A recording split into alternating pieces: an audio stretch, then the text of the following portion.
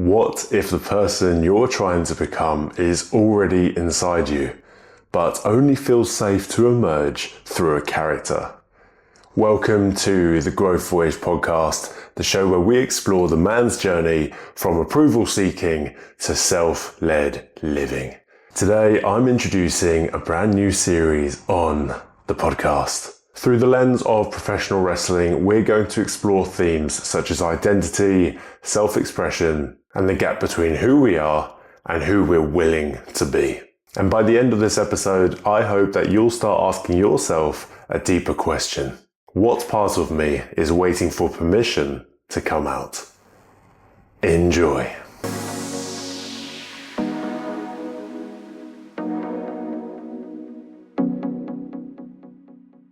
Over the past few months or so, through professional wrestling and expanding my own character, I've stumbled across a question that goes far beyond wrestling itself.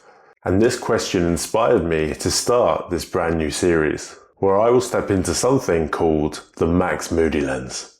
A more unfiltered, expressive way of questioning identity, performance, and meaning.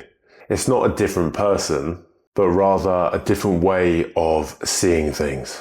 You can call it an alter ego, you can call it a character, you can call it... For me, it is simply an extension of myself. And in this series, I'll be exploring the psychology of professional wrestlers, specifically the space between the character they represent and the person behind it. And what created this curiosity for me was the design of Max Moody itself, right? We're often told, right, if you speak to professional wrestlers, when you think about developing your character, very often it is an extension of you. People create characters by amplifying parts of themselves, right? It's a bit like you've got a nozzle, for example, and you just turn it up so it's you, but times 10. So you're more expressive, you're more out there. And the best wrestlers in the world today tend to be doing just that. And the reason why they're the best wrestlers in the world is because they connect to the audience. They're often being very authentic. It feels very natural to them, that character. And when you're truly authentic, you're going to get a reaction from the audience, right? That's how they build a connection with you. They don't necessarily have to love you. In fact, they might even really dislike you or even hate you. But with professional wrestling, it doesn't really matter as long as you're getting a reaction. And very often you're only going to get that reaction if you're polarizing. And it's a bit like life in a way. I mean, I reflect on the man's journey from approval seeking, for example. And in that stage of life, you aren't very expressive. You're very much hiding in a way. And you are not so polarizing. You tend to be quite agreeable, quite non-confrontational, shall we say. And certainly in my journey, I found that it didn't quite get me anywhere. Maybe I was liked by many people, but was I truly loved by many?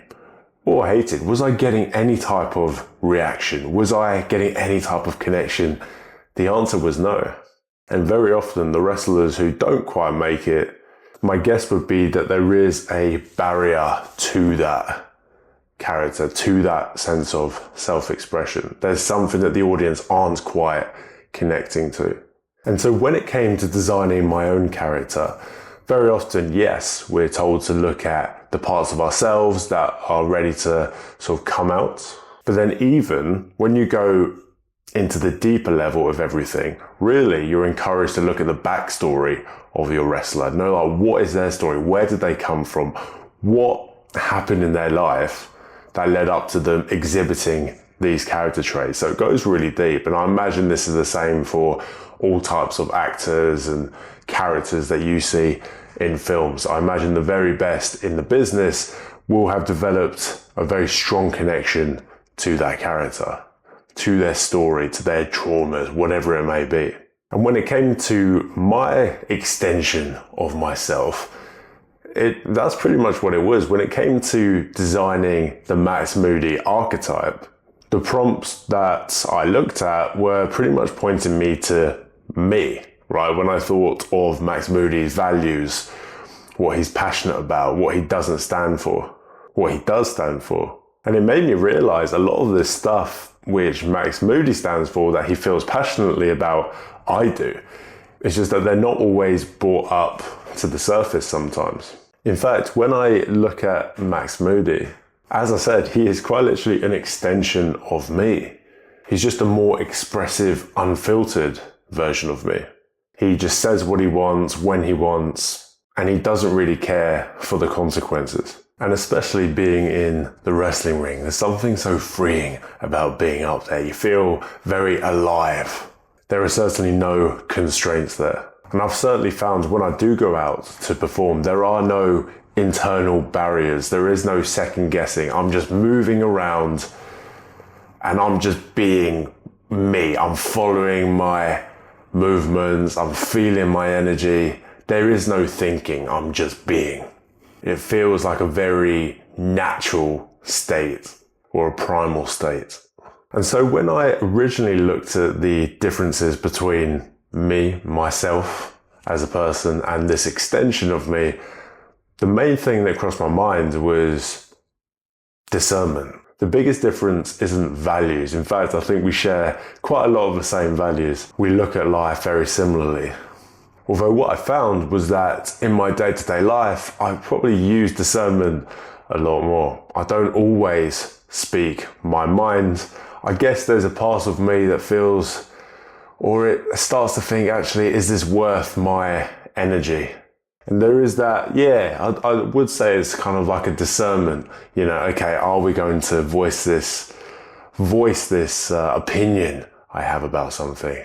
Are we going to interact with this person, or am I going to conserve my energy and let it out elsewhere?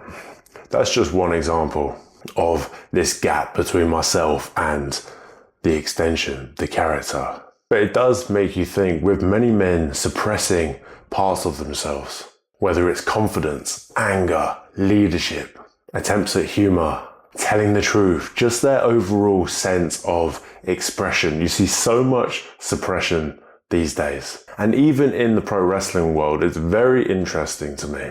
I have observed a very stark difference between how men interact outside of the pro wrestling ring versus when they're in there and they're expressing themselves through this character. And I do think there is something there about wrestling and the wrestling community. Because, let's be honest, you've got to be a bit strange to be into professional wrestling. Once you're inside the wrestling community, you realize just how big it really is. But before you get there, very often if you're into pro wrestling, you are a minority in society, at least in the UK. And I have noticed as well in my conversations with men, with pro wrestlers, that a lot of them do struggle day to day with their mental health. But yet, as soon as they enter that pro wrestling ring, it's like the energy just shifts and they become somebody completely different, or they access this archetype of them. I think I prefer that way of looking at it. It's not a different person. In fact, in my view, I think that is actually them who they're accessing in that moment. It's just that part of them doesn't get expressed very often.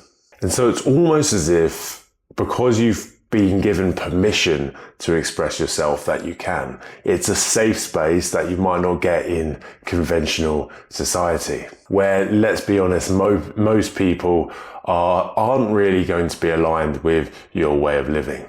Or at least that's what I found in my case. And so what I'd really love to explore in this series is that gap, right, between the person who they are in day-to-day life and the character that they represent, that extension of them that they represent. And I want to understand what's going on in that gap, like what barriers are there to that sense of full expression.